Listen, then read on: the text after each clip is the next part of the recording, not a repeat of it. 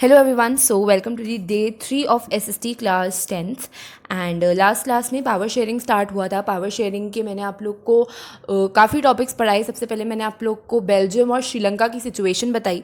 उसके बाद मैंने ये बताया कि बेल्जियम और श्रीलंका के साथ क्या हुआ। Today we will complete this chapter why power sharing is desirable और फॉर्म्स ऑफ पावर शेयरिंग आज पढ़ेंगे। सबसे पहले why power sharing is desirable. ठीक है, पावर शेयरिंग को क्यों चूज़ करना चाहिए और पावर शेयरिंग क्यों अच्छी होती है, क्यों डिज़ायरेबल होती है। डिज़ायरेबल का क्या मतलब होता है? डिज़ायरेबल का मतलब होता है कि अगर कोई चीज़ बहुत यूज़फुल हो, कोई चीज़ बहुत अट्रैक्टिव हो और ज़्यादा से ज़्यादा लोग उस चीज़ को फॉलो कर रहे हों, तो पावर शेयरिंग ज़्यादा से ज़्यादा कंट्रीज़ फॉलो करती हैं। और क्यों फॉलो करती हैं, इससे रिलेटेड 2 रीजंस दिए हुए हैं आप लोग की बुक में। सबसे पहला रीज़न है moral reason, the second reason is prudential reason. Moral reason और प्रूडेंशियल रीज़न, ये 2 रीज़न बताए गए हैं। CBSE बोर्ड्स में डायरेक्ट क्वेश्चन उठ के आ जाता है कि why power sharing is desirable. ठीक है, तो आप लोग को मॉरल रीजंस और प्रूडेंशियल रीजंस दोनों लिखने हैं, राइट। तो सबसे पहले मैं आप लोग को 2 रीजंस बताऊंगी, उसके बाद मैं आप लोग को बताऊंगी कि उन 2 रीजंस में से मॉरल रीजन कौन सा है और प्रूडेंशियल रीजन कौन सा है। ठीक है, रीजन नंबर 1, पावर शेयरिंग इसलिए डिज़ायरेबल है क्योंकि पावर शेयरिंग जो है अगर वो की जाती है तो कॉन्फ्लिक्ट नहीं होता डिफरेंट सोशल ग्रुप्स में। जैसे कि आप लोग बेल्जियम का एग्जाम्पल देख सकते हैं, पावर शेयरिंग की गई तो फ्रेंच स्पीकिंग और डच स्पीकिंग कम्युनिटी के लोगों में कोई भी कॉन्फ्लिक्ट नहीं हुआ। ठीक है, श्रीलंका के केस में आपने देखा पावर शेयरिंग नहीं की गई तो कितना बड़ा कॉन्फ्लिक्ट हो गया, वॉयलेंस हो गया, सिविल वॉर हो गया। अब सिविल वॉर की वजह से क्या हुआ कि पूरी पॉलिटिकल इंस्टेबिलिटी हो गई। ठीक है, कुछ भी चीज़ें स्टेबल नहीं रही, लोग जो हैं एक जगह से दूसरी जगह तक भाग रहे थे, कंट्री छोड़ के भाग रहे थे। उसके अलावा इकोनॉमिक डेवलपमेंट पे भी बहुत बुरा इम्पैक्ट पड़ा। मतलब कि कंट्री की जो स्टेबिलिटी है वो डिस्ट्रॉय हो जाती है अगर पावर शेयरिंग प्रैक्टिस नहीं की जाती तो, राइट। जैसे कि श्रीलंका के एग्जाम्पल में देखा गया।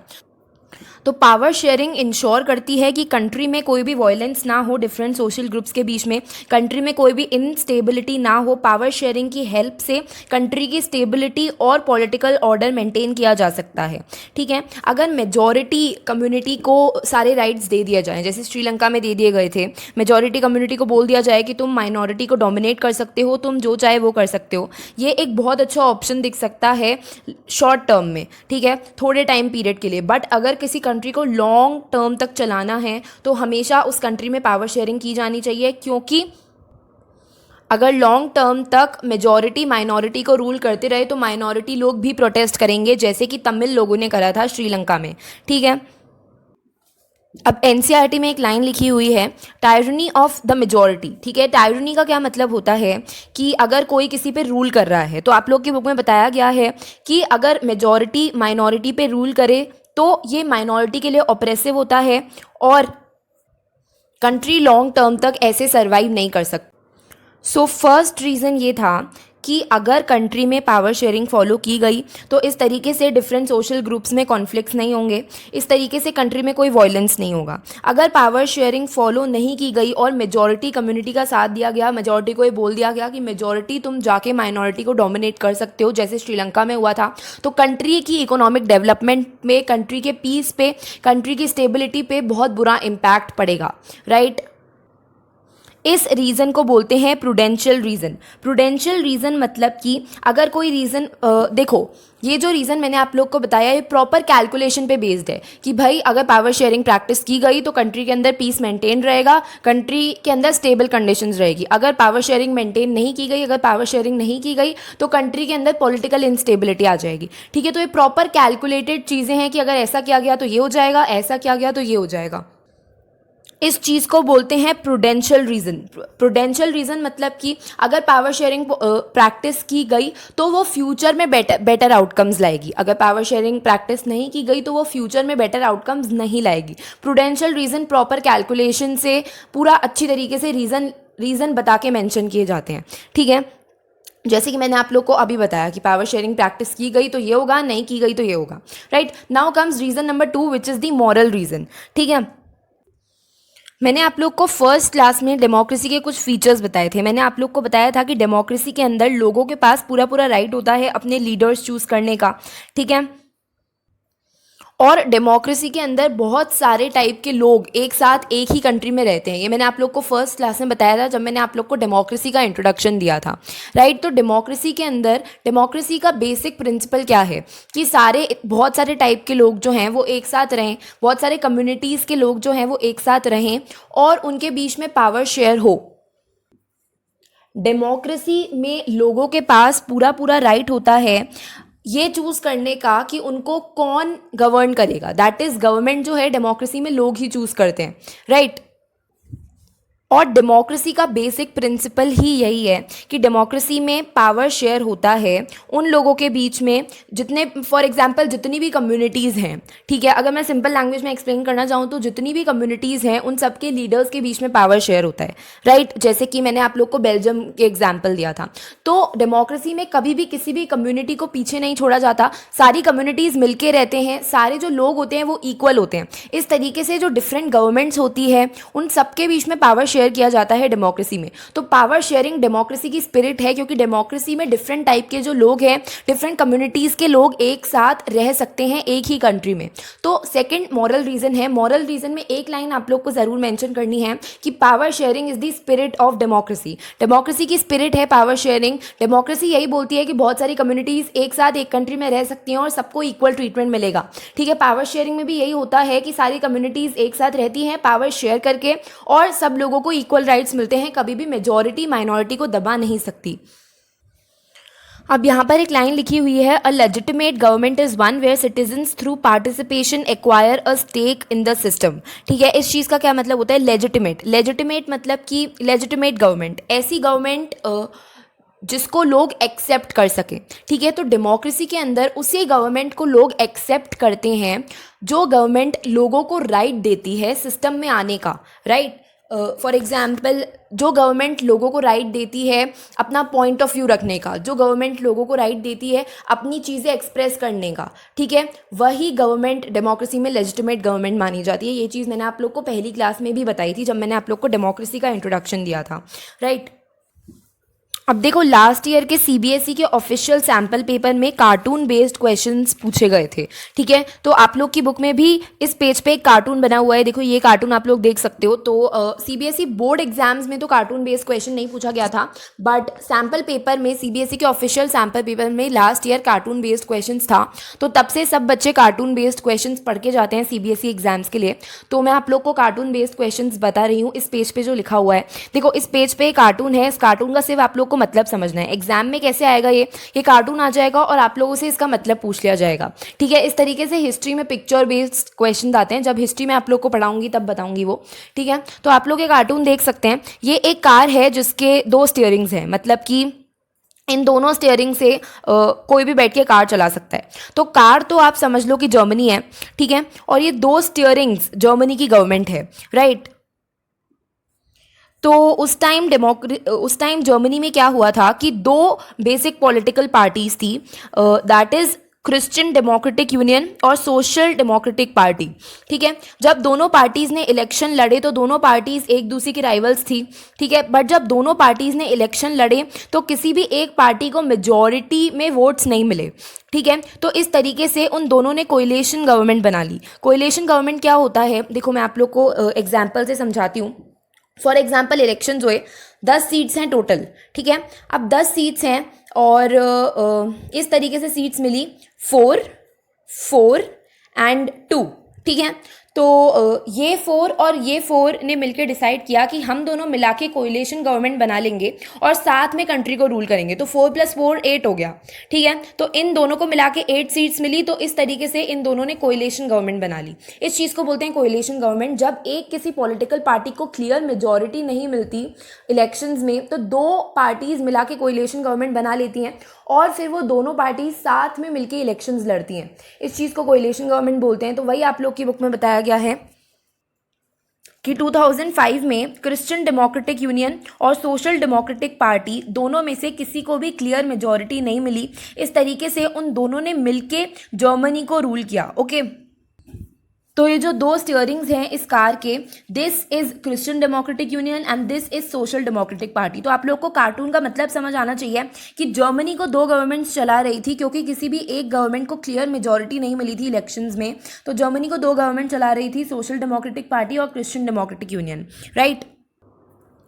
अब अगर कार्टून्स की बात चल ही रही है तो इस चैप्टर में दो कार्टून्स है टोटल। एक तो ये कार्टून जो मैंने आप लोग को बताया, उसके अलावा ये एक कार्टून है जो कि पेज नंबर 8 पे है, ठीक है। तो ये कार्टून का मतलब मैं आप लोग को एक्सप्लेन कर देती हूँ। 2005 में रशिया में क्या हुआ था कि प्रेसिडेंट को बहुत ज़्यादा पावर्स दे दिए गए थे, ठीक है। बट आप लोग को पता होगा कि डेमोक्रेसी के अंदर क्या होता है, डेमोक्रेसी के अंदर ऐसा नहीं किया जाता कि एक ही इंसान के पास बहुत ज़्यादा पावर्स दे दिए जाएँ, ठीक है। डेमोक्रेसी में डिफरेंट डिफरेंट लेवल्स पे गवर्नमेंट को और डिफरेंट डिफरेंट लोगों के बीच में पावर शेयर किया जाता है। एक ही इंसान में बहुत ज़्यादा पावर्स दे दिए जाएं, ये चीज़ डेमोक्रेसी में नहीं की जाती, ठीक है।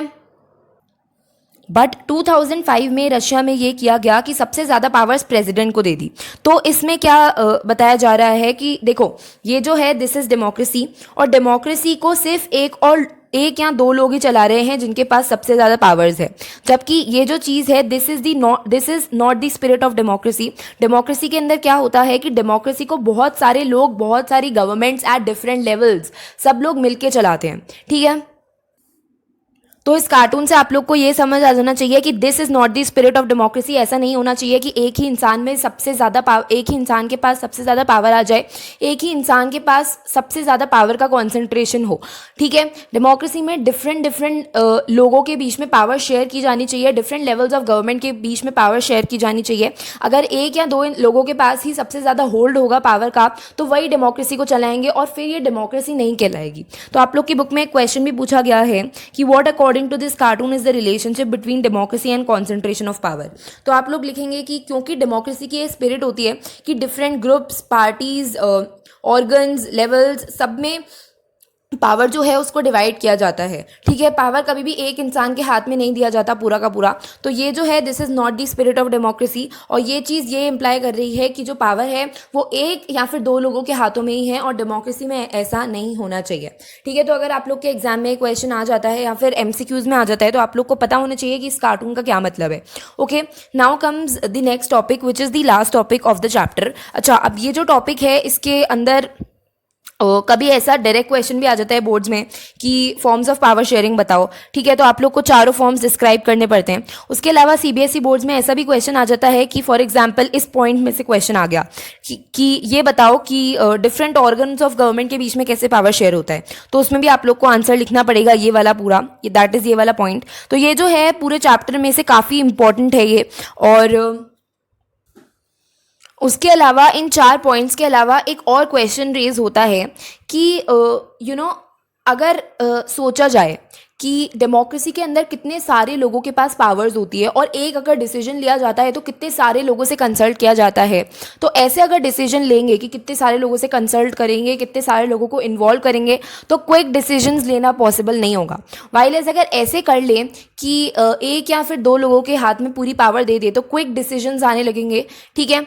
तो आप लोग की बुक में पूरा एक्सप्लेनेशन दिया हुआ है कि पावर शेयरिंग क्यों किया जाना चाहिए और क्विक डिसीजंस क्यों नहीं लिए जाने चाहिए। दैट इज़ एक दो लोगों के हाथ में पावर क्यों नहीं दी जानी चाहिए, और ज़्यादा लोगों के हाथ में पावर देके भले ही डिसीजन लेट आए बट ज़्यादा लोगों के हाथ में पावर क्यों देनी चाहिए। तो ये रीज़न आप लोग की बुक में पूरा लिखा हुआ है। इससे रिलेटेड भी CBSE बोर्ड्स में आप लोग के पास क्वेश्चन आ सकता है। ओके, सो पहले लॉन्ग टाइम तक ये बिलीव किया जाता था कि अगर एक या फिर दो लोगों के हाथ में पावर दे दी जाएगी तो क्विक डिसीजंस आएंगे।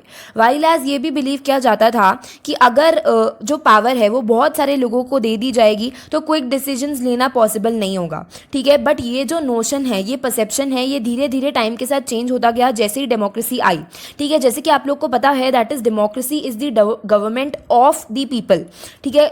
डेमोक्रेसी के अंदर लोगों की डिमांड्स जो है वो सुनी जाती है, ठीक है।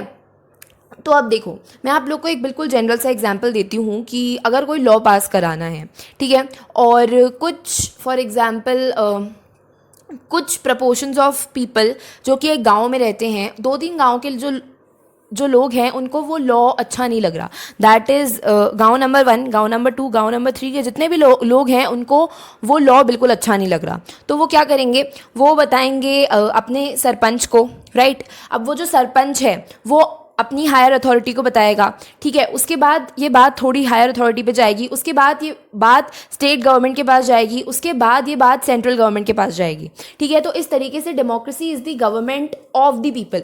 अगर लोग चाहें, अगर लोगों को किसी चीज़ से दिक्कत है तो लोग वो लॉ चेंज कर सकते हैं, राइट। तो डेमोक्रेसी में जितने भी सोशल ग्रुप्स हैं, राइट, उनको बहुत ज़्यादा रिस्पेक्ट दी जाती है, ठीक है। जितने भी ग्रुप्स रहते हैं सोसाइटी में सबकी चीज़ें सुनी जाती है, राइट। सबके पास एक वॉइस होती है और कोई किसी को भी अगर कुछ भी चीज़ से दिक्कत है तो वो चीज़ बता सकता है, राइट। जैसे कि मैंने आप लोग को अभी गाँव का एग्जाम्पल दिया।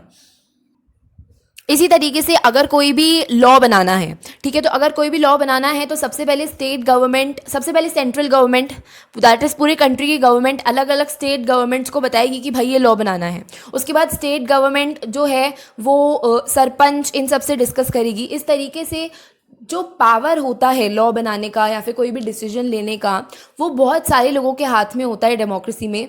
और इस तरीके से जो भी डिसीजंस आते हैं एंड में वो बहुत ही अच्छे डिसीजंस होते हैं, क्योंकि बहुत सारे लोगों से पूछा जाता है। फॉर एग्जांपल सरपंच है, ठीक है, अब सरपंच को अपने एरिया की प्रॉब्लम ज़्यादा पता है, राइट। वाइलेस अगर मैं बात करूँ कि सेंट्रल गवर्नमेंट, तो सेंट्रल गवर्नमेंट को नहीं पता होगा कि इस पर्टिकुलर गांव में क्या प्रॉब्लम हो रही है, राइट। वाइलस उस गांव के सरपंच को पता होगा कि मेरे गांव में क्या प्रॉब्लम हो रही है। इस तरीके से अगर उस सरपंच से पूछा जाए कि भाई ये डिसीजन सही रहेगा, तो वो अपना परसेप्शन देगा, ठीक है। क्या पता उसको पता हो कि ये डिसीजन मेरे गाँव के लिए सही नहीं रहेगा। इस तरीके से डेमोक्रेसी में ज़्यादा से ज़्यादा लोगों से कंसल्ट किया जाता है और उसके बाद ही डिसीजन लिया जाता है। ओके, नाउ आप लोग की बुक में 4 फॉर्म्स दिए हुए हैं पावर शेयरिंग के, ठीक है। Point number 1, power shared among different organs of government, right. तो आप लोग को पता होगा गवर्नमेंट के 3 ऑर्गन्स होते हैं, लेजिस्लेचर, एग्जीक्यूटिव, जुडिशरी, ठीक है। इस चीज़ को हॉरिजॉन्टल डिस्ट्रीब्यूशन भी बोलते हैं। अब ये पूरा पॉइंट मैं आप लोग को बहुत अच्छी तरीके से एक्सप्लेन करूंगी। देखो, लेजिस्लेचर, एग्जीक्यूटिव, जुडिशरी, ये तीनों एक ही लेवल पर होते हैं और ये तीनों एक दूसरे की फंक्शनिंग को चेक करते रहते हैं। लेजिस्लेचर का क्या फंक्शन होता है, लॉज को बनाना, राइट। एग्जीक्यूटिव का क्या फंक्शन होता है कि उन लॉज को साइन करके अप्रूव करना। वाइलस जुडिशरी के अंदर सुप्रीम कोर्ट, हाई कोर्ट, ये सब आ जाते हैं, ठीक है। तो ये 3 ऑर्गन्स ऑफ गवर्नमेंट एक दूसरे को चेक करते रहते हैं कि किसी के पास अनलिमिटेड पावर्स ना हो और एक दूसरे की फंक्शनिंग में हेल्प करते रहते हैं, ठीक है। इस चीज़ को बोलते हैं the system of checks and balances, ठीक है। तो आप लोग के सीबीएसई बोर्ड्स में क्वेश्चन बहुत बार आ चुका है कि what is the system of checks and balances. तो आप लोग को लिखना पड़ेगा कि लेजिस्लेचर, एग्जीक्यूटिव और जुडिशरी जो होता है, these are 3 organs of government, ठीक है। इनके बीच में हॉरिजॉन्टल डिस्ट्रीब्यूशन ऑफ पावर होता है। हॉरिजॉन्टल डिस्ट्रीब्यूशन ऑफ पावर मतलब कि ये तीनों एक ही लेवल पर होते हैं और एक दूसरे की फंक्शनिंग चेक करते रहते हैं। लेजिस्लेचर लॉज बनाता है, एग्जीक्यूटिव जो होता है वो लॉज को साइन करता है, वाइल एज जुडिशरी के अंदर जितने भी कोर्ट्स हैं वो आ जाते हैं, ठीक है। आप लोग की बुक में एक एग्जाम्पल भी दिया हुआ है। आप लोग को पता होगा कि एग्जीक्यूटिव जो है वो जजेस को अपॉइंट करता है, दैट इज़ जितने भी जुडिशरी में जजेस रिक्वायर्ड होते हैं, एग्जीक्यूटिव सारे जजेस को अपॉइंट करता है, ठीक है। और वही जजेस आके एग्जीक्यूटिव की फंक्शनिंग चेक कर सकते हैं, राइट। और वही जजेस आके लेजिस्लेचर की भी फंक्शनिंग चेक कर सकते हैं। इस तरीके से ये जो तीनों हैं, ये तीनों एक दूसरे की फंक्शनिंग चेक करते हैं और ये मेक श्योर करते हैं कि किसी को भी अनलिमिटेड पावर्स नहीं मिले। Now comes point number 2, which is the power shared among the different levels of the government, ठीक है। इस चीज़ को बोलते हैं vertical distribution of power। तो आप लोग को पता होगा कि इंडिया के अंदर फेडरलिज्म प्रैक्टिस किया जाता है। फेडरलिज्म मतलब कि अलग अलग लेवल्स पे गवर्नमेंट को अलग अलग पावर्स मिलती हैं। फॉर एग्जांपल सेंट्रल गवर्नमेंट, अगर मैं सेंट्रल गवर्नमेंट की बात करूं तो इंडिया में अभी पीएम मोदी की सेंट्रल गवर्नमेंट है, ठीक है। उसके बाद आती है स्टेट गवर्नमेंट, आप लोग की स्टेट की अलग अलग गवर्नमेंट होती है। उसके बाद आती है रीजनल गवर्नमेंट, ठीक है। उसके बाद अगर मैं बात करूँ गाँव के लेवल पर, तो गाँव के लेवल पर पंच होते हैं, सरपंच होते हैं। इस तरीके से जो पावर होती है वो डिफरेंट लेवल्स ऑफ गवर्नमेंट में डिवाइडेड होती है, राइट। बहुत सारी कंट्रीज़ जो हैं उनमें स्टेट गवर्नमेंट्स नहीं होती है, लेकिन इंडिया के अंदर स्टेट गवर्नमेंट भी है और स्टेट गवर्नमेंट के नीचे भी बहुत सारी गवर्नमेंट है, like regional government, provincial government और गांव के लेवल पे सरपंच पंच ये सब भी होते हैं। ठीक है, तो कॉन्स्टिट्यूशन में क्लियरली मैंशनड है कि स्टेट गवर्नमेंट की ये पावर्स हैं, सेंट्रल गवर्नमेंट की ये पावर्स हैं। State government is not subordinate to central government, मतलब कि ऐसा नहीं है कि सेंट्रल गवर्नमेंट स्टेट गवर्नमेंट पे अपना हुक्म जता सकती है। सेंट्रल गवर्नमेंट की अलग पावर्स हैं, स्टेट गवर्नमेंट की अलग पावर्स हैं, राइट। तो इसको वर्टिकल डिस्ट्रीब्यूशन ऑफ पावर बोला जाता है। कभी कभी क्वेश्चन आ जाता है कि इसको वर्टिकल डिस्ट्रीब्यूशन ऑफ पावर क्यों बोला जाता है, तो आप लोग को पता होना चाहिए इसको वर्टिकल डिस्ट्रीब्यूशन ऑफ पावर इसलिए बोला जाता है क्योंकि जो गवर्नमेंट है वो हायर और लोअर लेवल पे डिवाइडेड है। अब हायर और लोअर लेवल का क्या मतलब है, ये मतलब नहीं है कि सेंट्रल गवर्नमेंट के पास बहुत ज़्यादा पावर्स हैं, स्टेट गवर्नमेंट के पास बहुत कम पावर्स हैं।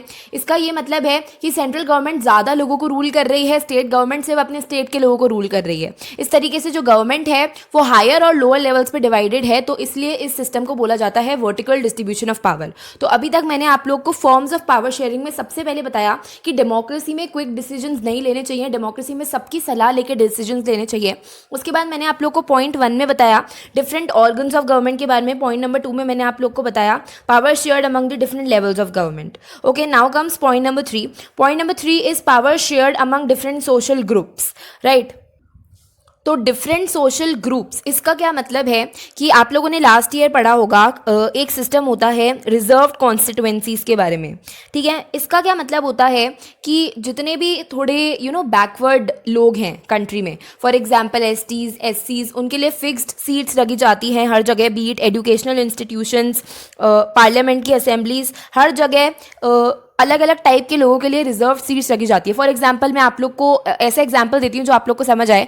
ठीक है, अगर कोई आप लोग को कॉम्पिटिटिव एग्जाम के बारे में पता है तो उस एग्जाम में क्या होता है कि एसटी एससीज इनकी कट ऑफ कम निकलती है और जो कॉलेजेस होते हैं उनके अंदर फिक्स सीट्स होती हैं, एसटी एससी ओबीसी जनरल। ठीक है, इस तरीके से तो गवर्नमेंट जो है वो ऐसी चीज़ें क्यों करती है, क्योंकि ये जो माइनॉरिटी में लोग हैं, दैट इज़ एसटी एससीज वुमेन, ये जो सब लोग हैं इनको कंट्री से एलिनेट ना करके रखें। ठीक है, क्योंकि क्या होता है इनके पास ज़्यादा पैसे नहीं होते हैं, थोड़े बैकवर्ड कम्युनिटी के लोग होते हैं और इनके पास मतलब इनको सोसाइटी इक्वल ट्रीटमेंट नहीं देती। तो गवर्नमेंट को ये लगता है कि अगर इनको इक्वल ट्रीटमेंट नहीं दिया गया तो ये लोग कंट्री से एलिनेट हो जाएंगे, मतलब कंट्री से अलग हो जाएंगे। इसलिए इन लोगों को इक्वल ट्रीटमेंट देने के लिए बहुत सारे स्टेप्स लिए जाते हैं, राइट। तो ये जो मेथड है माइनॉरिटी कम्युनिटी को फेयर शेयर ऑफ पावर देने के लिए दिया जाता है। Okay, now comes one more example. देखो मैंने आप लोग को बेल्जियम में बताया था, बेल्जियम में कम्युनिटी गवर्नमेंट रखी गई थी। कम्युनिटी गवर्नमेंट भी इसी चीज़ का एग्जाम्पल है। कम्युनिटी गवर्नमेंट क्यों रखी गई थी, एक एक कम्युनिटी के लिए, फॉर एग्जाम्पल जर्मन स्पीकिंग लोगों के लिए अलग, फ्रेंच स्पीकिंग लोगों के लिए अलग, डच स्पीकिंग लोगों के लिए अलग। तो कम्युनिटी गवर्नमेंट रखी गई थी ताकि कोई भी रिलीजन से रिलेटेड इशू हो, लैंग्वेज से रिलेटेड इशू हो तो कम्युनिटी गवर्नमेंट उसको सॉल्व करे। ठीक है, तो point number 3 is related to the power sharing among different social groups. Point number 4 is related to the power sharing among different political parties, pressure groups and movements. Okay, तो यहाँ पर सबसे पहले मैं आप लोग को 2 वर्ड्स का मतलब समझाऊंगी। The first word is coalition government and the second word is alliance. ठीक है, तो अलायंस मतलब क्या होता है कि जब 2 पॉलिटिकल पार्टीज मिलके इलेक्शन लड़े, इस चीज़ को बोलते हैं अलायंस। और कोएलिशन गवर्नमेंट क्या होता है, जब किसी एक पॉलिटिकल पार्टी को वास्ट मेजॉरिटी में वोट ना मिले तो तब 2 पार्टीज को साथ में मिलकर गवर्नमेंट को चलाना होता है, इस चीज़ को बोलते हैं कोएलिशन गवर्नमेंट। अलायंस और कोएलिशन गवर्नमेंट में कंफ्यूज होने की जरूरत नहीं है, मैं एक बार दोबारा रिपीट कर देती हूँ। अलायंस मीन्स जब 2 पार्टीज मिलके इलेक्शन लड़े, उस चीज़ को बोलते हैं alliance. While as coalition government में अलग अलग पार्टीज अलग अलग इलेक्शन लड़ती है, बट ऐसा होता है कि कभी भी किसी एक पार्टी को क्लियर मेजॉरिटी नहीं मिलती तो वो मिलके गवर्नमेंट चलाती है, इस चीज़ को बोलते हैं कोएलिशन गवर्नमेंट, राइट। तो डेमोक्रेसी के अंदर सिटीजन्स के पास पूरा पूरा राइट होता है कि वो किसी भी लीडर को चूज़ कर सकते हैं, किसी भी पॉलिटिकल पार्टी को चूज़ कर सकते हैं, राइट। अगर डेमोक्रेसी में हेल्दी कंपटीशन रहा, ठीक है, तो ये मेक श्योर किया जाता, हेल्दी कंपटीशन की वजह से ये मेक श्योर हो जाता है कि कभी भी पावर जो है वो एक पॉलिटिकल पार्टी के हाथ में ना हो। फॉर एग्जांपल आज अगर लोगों को कोई पॉलिटिकल पार्टी पसंद नहीं आई तो वो नेक्स्ट इलेक्शन में किसी और पार्टी को चूज़ करेंगे। ठीक है, ये सारी चीज़ें देखो आप लोग की बुक में लिखी हुई है। उसके बाद आप लोग की बुक में अलायंस और कोएलिशन गवर्नमेंट के बारे में बताया हुआ है। उसके बाद आप लोग की बुक में बताया हुआ है कि डेमोक्रेसी में interest groups such as traders, businessman, industrialist, farmers, industrial workers, ये सब पाए जाते हैं। तो इन सब इंटरेस्ट ग्रुप का भी कोई ना कोई रोल होता है गवर्नमेंटल पावर में। या तो ये सब लोग जो हैं वो किसी गवर्नमेंट की कमिटीज़ में पार्ट लेते हैं, या फिर ये डिसीजन मेकिंग प्रोसेस, ठीक है। फॉर एग्जांपल क्या होता है कि कभी कभी लोग इलेक्शन के टाइम पे रिलीज निकालते हैं कि इस इंसान को वोट करो, इसने बहुत अच्छा काम करा है, ठीक है। तो फॉर एग्जाम्पल एक इंटरेस्ट ग्रुप है बिजनेसमैन का, ठीक है। बिजनेसमैन चाहते हैं कि ये पर्टिकुलर पॉलिटिकल पार्टी जीते, तो वो जाकर लोगों को इन्फ्लुएंस कर सकते हैं कि तुम इस पार्टी को वोट दो, ठीक है। तो इस तरीके से कॉमन लोगों का इंटरेस्ट ग्रुप का डेमोक्रेसी में बहुत बड़ा रोल होता है। वो लोगों को इन्फ्लुएंस कर सकते हैं, लोगों का डिसीजन मेकिंग जो है उसको इन्फ्लुएंस कर सकते हैं, राइट। ऑब्वियसली वो ज़बरदस्ती नहीं कर सकते, बट वो लोगों को इन्फ्लुएंस कर सकते हैं कि इस पार्टी को वोट दो, ठीक है। वो गवर्नमेंटल कमिटी में पार्ट ले सकते हैं। इस तरीके से इंटरेस्ट ग्रुप भी अलग अलग तरीके से डेमोक्रेसी में पार्ट लेते हैं, राइट। तो that is it for this chapter. ये चैप्टर इतना ही था। एंड अब मैं आप लोग को कुछ इंपॉर्टेंट क्वेश्चन एंड आंसर्स बताऊंगी इस चैप्टर के। देखो अभी मैंने आप लोग को साथ के साथ कुछ क्वेश्चन एंड आंसर्स बताए। दैट इज़, देखो आज के टॉपिक में सबसे पहला क्वेश्चन है why power sharing is desirable, ठीक है। उसके बाद क्वेश्चन है कि फॉर्म्स ऑफ पावर शेयरिंग। अब forms of power sharing directly भी पूछ लिया जा सकता है कि explain the form of power sharing. उसके अलावा एक क्वेश्चन ये पूछा जा सकता है कि why quick decisions are not taken in democracy. तो आप लोग को उसका आंसर लिखना है, क्योंकि क्विक डिसीजंस जो होते हैं उसके अंदर पावर सिर्फ एक या फिर दो लोगों के हाथ में होता है। वाइलेस अगर क्विक डिसीजंस नहीं लिए जाते तो पावर शेयरिंग होती है और उसमें डेमोक्रेसी फॉलो की जाती है, ठीक है। तो इसलिए डेमोक्रेसी में क्विक डिसीजंस नहीं लिए जाते। उसके बाद क्वेश्चन आ सकता है explain the horizontal distribution of power, explain the vertical distribution of power, explain the power shared among different social groups, explain the power shared among different political parties, pressure groups and movements, coalition government, alliance. इस चीज़ों से related भी question पूछा जा सकता है आपसे, ठीक है। अब कुछ क्वेश्चंस डिस्कस करूंगी मैं जो कि मुझे बाकी क्वेश्चन जो मैंने आप लोग को जनरल क्वेश्चंस बताए उनसे थोड़े से अलग लगे। तो question number 1 is what's wrong if the majority community rules. If Sinhalas don't rule in Sri Lanka where else will they rule, ठीक है। अगर मेजॉरिटी कम्युनिटी रूल करेगी तो इसमें गलत क्या है, क्वेश्चन में पूछा गया है। तो आप लोग को बताना है अगर मेजॉरिटी कम्युनिटी रूल करेगी तो माइनॉरिटी कम्युनिटी जो है वो एलिनेटेड फील करेगी, माइनॉरिटी कम्युनिटी जो है वो ऑप्रेसिव फील करेगी और माइनॉरिटी कम्युनिटी प्रोटेस्ट करेगी, ठीक है। माइनॉरिटी कम्युनिटी प्रोटेस्ट करेगी, इस तरीके से जो कंट्री है उसके अंदर वॉर हो सकता है, कंट्री की स्टेबिलिटी डिस्ट्रॉय हो सकती है। ये पूरा आप लोग को बताना है। अब इसके अंदर सेकेंड पार्ट क्या है, अगर सिन्हालास श्रीलंका में रूल नहीं करेंगे तो वो कहाँ रूल करेंगे। सिन्हालास कहीं रूल नहीं करेंगे, सिन्हालास को सिर्फ क्या करना है, श्रीलंका में ही रहना है, बट श्रीलंका में रूल भी करना है, ठीक है। ऐसा नहीं है कि रूल नहीं करना, उन लोगों को बस पावर शेयरिंग करके रूल करना है, राइट। उन लोगों को भी रूल करना है और बाकी जितने भी कम्युनिटीज़ के लोग हैं उनको भी रूल करने देना है, okay. So this should be correct answer of this question.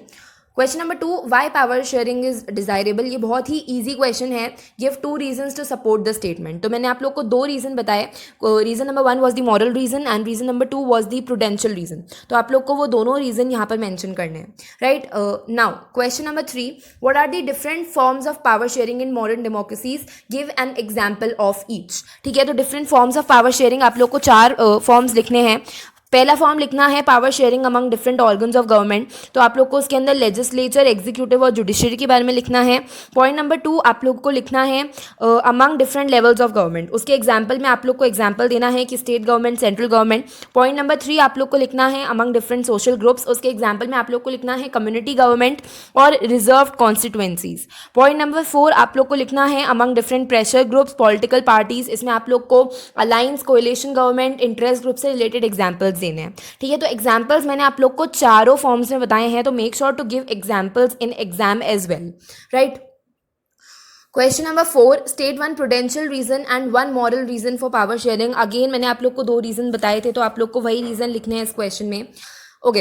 Power sharing is the very spirit of democracy, do you agree. तो इसमें आप लोग को क्या लिखना है इस क्वेश्चन में, जो मैंने आप लोग को मॉरल रीजन में पूरे रीजंस बताए थे कि पावर शेयरिंग जो है वो डेमोक्रेसी की स्पिरिट है।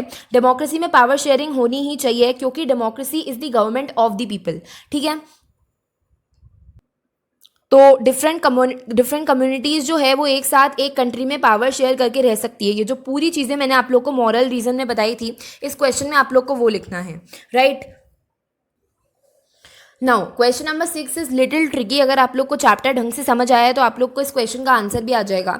इस क्वेश्चन में बोला गया है कि एक मेयर है, ठीक है, वो मेयर क्या बोल रहा है कि जो फ्रेंच लैंग्वेज है वो नहीं बोली जाएगी और डच लैंग्वेज ही बोली जाएगी, राइट। तो आप लोग से पूछा गया है कि क्या ये सही है, तो आप लोग को इस क्वेश्चन का आंसर देना है कि नहीं, ये बिल्कुल सही नहीं है। अगर बहुत सारी कम्युनिटीज़ एक कंट्री में मिलकर रहती हैं तो जितनी भी कम्युनिटीज़ हैं उनको एक दूसरे की लैंग्वेज, कल्चर, ट्रेडिशन, उन सब की उन सब की रिस्पेक्ट करनी पड़ती है और इस तरीके से डिफरेंट कम्युनिटीज़ जो हैं वो पावर शेयर करके रह सकती हैं। अगर एक कम्युनिटी दूसरी कम्युनिटी को ऑप्रेस करने की कोशिश करेगी, डोमिनेट करने की कोशिश करेगी, उनको अपनी लैंग्वेज नहीं बोलने देगी, तो ये चीज़ें शॉर्ट टर्म के लिए बहुत सही लगेंगी, बट लॉन्ग टर्म के लिए ऐसी चीज़ों से सिविल वॉर हो सकता है, पॉलिटिकल इंस्टेबिलिटी हो सकती है, right. Power sharing is good for democracy, true और फॉल्स। तो आप लोग को लिखना है power sharing is good for democracy, this is true, और आप लोग को रीजन देना है। पूरे चैप्टर में मैंने आप लोग को रीजन ही समझाए हैं कि पावर शेयरिंग डेमोक्रेसी के लिए अच्छी क्यों है।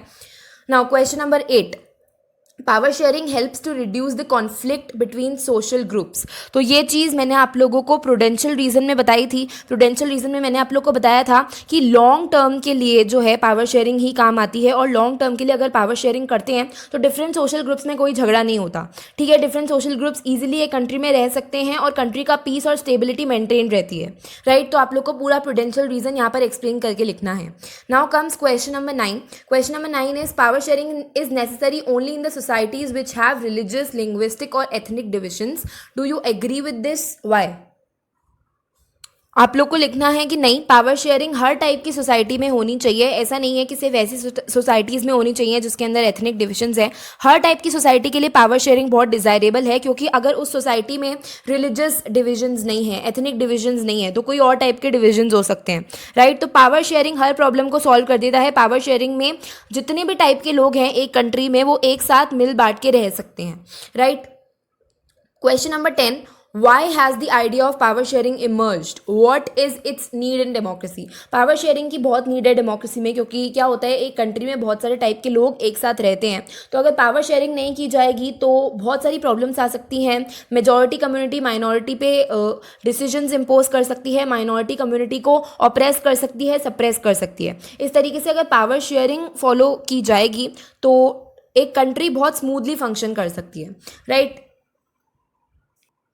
नाउ ये जो मैंने आप लोग को जिस तरीके से ये 10 क्वेश्चंस कराए, ठीक है, मैंने क्या करा, मैंने कोई आंसर आप लोग को लिख के नहीं दिखाया, सिर्फ यहाँ पर क्वेश्चंस थे, मैंने आप लोग को आंसर का फॉर्मेट डिक्टेट कर दिया कि आप लोग को क्या लिखना है, राइट। इस तरीके से आप लोगों को नेक्स्ट 10 क्वेश्चंस, दैट इज, देखो ये 10 क्वेश्चंस तो मैंने आप लोग को कराए, उसके बाद के 10 क्वेश्चंस आप लोग को खुद से जिस तरीके से अभी मैंने प्रैक्टिस करी बोल बोल के, उस तरीके से आप लोग को अपनी माइंड में प्रैक्टिस करनी है, या फिर आप लोग बोल बोल के भी प्रैक्टिस कर सकते हैं। ज़रूरी नहीं है लिख के देखना है, अगर आप लोग को लिख के देखना है तो well and good, but 10 question starting के मैंने प्रैक्टिस करा दिया आप लोग को, और 10 क्वेश्चन नेक्स्ट आप लोग को खुद प्रैक्टिस करने हैं। अगर आप लोग को कुछ चीज़ समझ नहीं आई है तो आप लोग वीडियो रिवाइंड करके देख सकते हैं। एनसीईआरटी का कोई भी ऐसा टॉपिक नहीं है जो छोड़ा गया है वीडियो में। कार्टून्स भी मैंने आप लोग को कराए हैं, आप लोग देख सकते हैं। क्वेश्चन नंबर 17, क्वेश्चन नंबर 17 में कार्टून से क्वेश्चन पूछा गया है कि which are the 2 major political parties in Germany, ठीक है। ये चीज़ कार्टून में मैंने आप लोग को बताई थी कि क्रिश्चियन डेमोक्रेटिक यूनियन और सोशल डेमोक्रेटिक पार्टी जो हैं ये 2 मेजर पॉलिटिकल पार्टीज़ हैं जर्मनी की, जब मैंने आप लोग को स्टीयरिंग का एग्जाम्पल दिया था, राइट। तो 10 क्वेश्चंस मैंने आप लोग को कराए हैं, एंड नेक्स्ट 8 क्वेश्चन सिर्फ आप लोग को खुद से करने हैं, प्रैक्टिस करने हैं, ओके। सो अगर अभी तक आप लोगों ने एनसीईआरटी रीड नहीं करी है इस चैप्टर की, तो please make sure to read the NCERT of the chapter. NCERT बहुत इंपॉर्टेंट है, एनसीईआरटी में से कुछ मत छोड़ना। इनफैक्ट आप लोगों को कार्टून्स भी नहीं छोड़ने हैं एनसीईआरटी से, क्योंकि कार्टून्स भी पूछ सकते हैं आप लोगों से एग्जाम में, ओके। और जो मैंने अभी क्वेश्चंस डिस्कस कराए उसके अंदर से कुछ कुछ क्वेश्चंस जो हैं वो एनसीईआरटी के भी क्वेश्चंस थे, दैट इज एनसीईआरटी में जो पीछे एक्सरसाइजेस में क्वेश्चंस दिए होते हैं, तो कुछ कुछ क्वेश्चंस उसमें से भी थे। एंड लास्ट ईयर के क्वेश्चंस भी मैंने आप लोग को डिस्कस कराए। उसके अलावा चैप्टर के बीच में भी मैंने आप लोग को बताया कि प्रीवियस ईयर में क्या पूछा जाता है, राइट। तो ये चैप्टर कंप्लीट हो चुका है। Tomorrow we will start geography का chapter number 1, that is resources and development. वो चैप्टर थोड़ा लेंदी है क्योंकि उस चैप्टर में थ्योरी भी काफ़ी है, उसके अलावा मैथ वर्क भी है काफ़ी, और ईजिली वो चैप्टर समझ नहीं आता। तो आप लोग को अभी सबसे पहले ये चैप्टर वाइंड अप कर देना है, क्योंकि जब अगर मैं ज्योग्राफी स्टार्ट करा दूंगी तो आप लोग इस चैप्टर को भूल जाओगे अगर आप लोग एक बार खुद से नहीं पढ़ोगे। तो please make sure to read this chapter, एक बार खुद से पढ़ लेना, right. So yeah that is it for today's class. I hope आप लोग को सबको आज की क्लास बेनिफिशियल लगी होगी और समझ आई होगी। Thank you and have a nice day.